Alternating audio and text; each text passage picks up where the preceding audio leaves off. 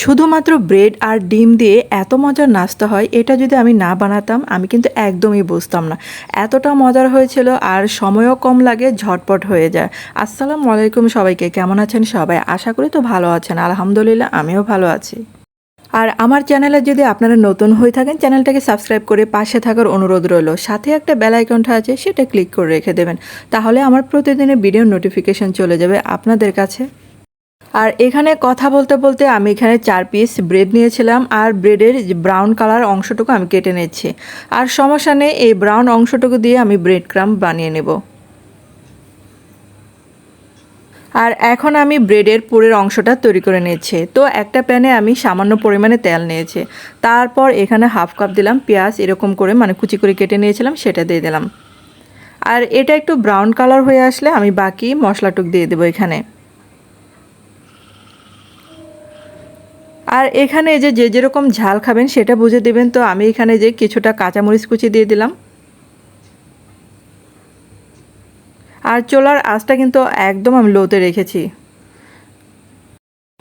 আর এখানে দেখেন আমি অল্প পরিমাণে হলুদের গুঁড়া, তারপর ভাজা জিরা গুঁড়া আর এই যে মরিচের গুঁড়া দিয়েছিলাম।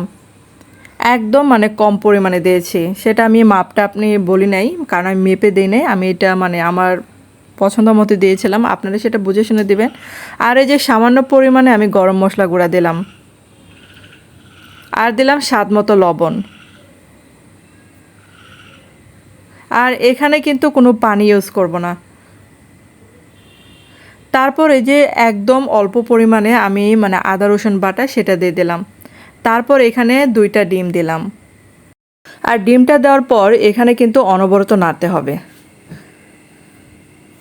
আর ডিমটা কিন্তু ভাজা শেষ, তো চুলা থেকে নামিয়ে ফেলছি। আর এখানে একটা ব্যাটার তৈরি করে নিয়েছিলাম। এখানে আটা দিয়েছি, তারপর একটু সামান্য লবণ দিয়েছিলাম আর লাল মরিচের গুঁড়া দিয়েছিলাম অল্প পরিমাণে, দিয়ে নর্মাল একটা ব্যাটার তৈরি করে নিয়েছি। তারপর এখানে যে ডিমের পুরটা দিয়ে দিলাম একটা ব্রেডের উপরে। এখন এই যে আরেকটা ব্রেড দিয়ে দেবো এটার উপরে। তো একটা ব্রেডের উপরে আরেকটা ব্রেড এরকম করে দিয়ে দিতে হবে।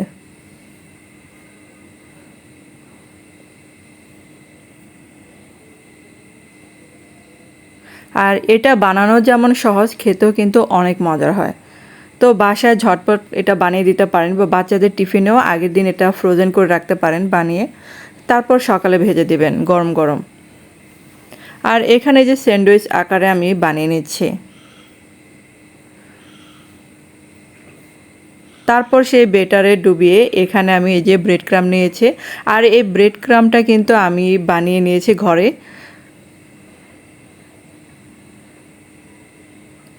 আর আপনারা চাইলে এখানে যে ব্রেড যে থাকে বাকি অংশ, সেটা দিয়ে এরকম করে বানিয়ে নিতে পারেন। তারপর এই যে তেলে 2টা করে নিয়ে আমি ভেজে নিচ্ছি। আর চুলার আঁচটা কিন্তু একদম মিডিয়াম আঁচে রাখতে হবে।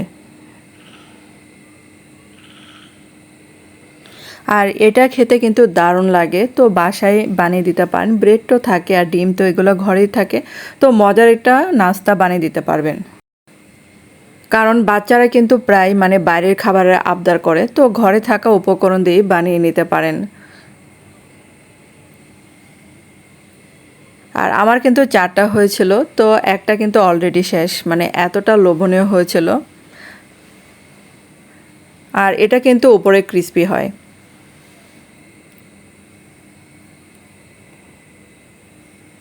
তো কেমন হলো বন্ধুরা, অবশ্যই কমেন্ট করে জানাবেন।